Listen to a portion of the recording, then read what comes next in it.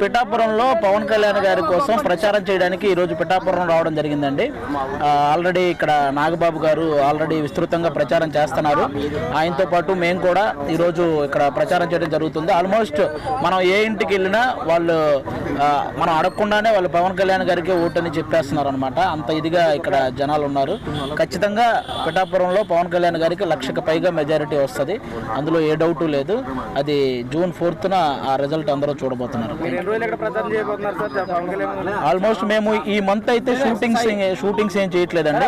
మిగతా షూటింగ్స్ అన్ని ముందే కంప్లీట్ చేసేసాను.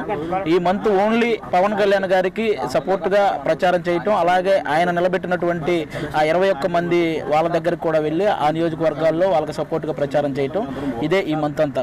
వన్స్ ఎలక్షన్ అయిపోయిన తర్వాతే మా షూటింగ్ కూడా అండి. అంతే.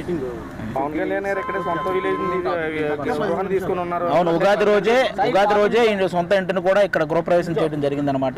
కాబట్టి ఇంకా ఆల్మోస్ట్ అంటే బేసిక్ గా ఇంకా ఎక్కడి నుంచో నిధులు వస్తాయని అలాంటి ఏదో నిధులు లేట్ అయితే కూడా ఇక్కడ ఆలోచించాల్సిన అవసరం లేదు. ఎందుకంటే పవన్ కళ్యాణ్ గారు తన సొంత డబ్బుతో కూడా అభివృద్ధి చేయగల సమర్థుడు అనమాట. అలాంటి వ్యక్తిని గెలిపించుకుంటే పిఠాపురం నియోజకవర్గం గురించి ప్రపంచంలోని తెలుగు వాళ్ళంతా మాట్లాడుకుంటారు, దీని అభివృద్ధి గురించి. కాబట్టి ఇప్పుడు మన తెలంగాణలో హైదరాబాద్ చూడడానికి ఎలాగైతే ఎక్కడెక్కడి నుంచో వస్తున్నారో, అలాగే పవన్ కళ్యాణ్ గారు గెలిస్తే పిఠాపురం చూడడానికి కూడా ఎక్కడెక్కడి నుంచో జనాలు అలాగే వస్తారు. అంత ఇదిగా సినీ పరిశ్రమ నుంచి ఎవరైనా ప్రచారంలో పాల్గొనే అవకాశాలు ఉన్నాయి సార్? కంపల్సరీ అండి. పవన్ కళ్యాణ్ గారికి సపోర్ట్ గా ప్రచారం చేయడానికి చాలా మంది రెడీగా ఉన్నారు.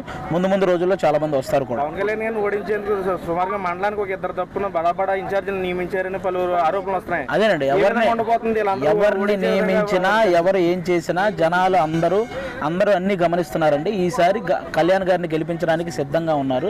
అందులో ఏ డౌట్ లేదు. ఆ దత్తాత్రేయ స్వామి దగ్గరుండి పవన్ కళ్యాణ్ గారిని గెలిపించుకుంటారు.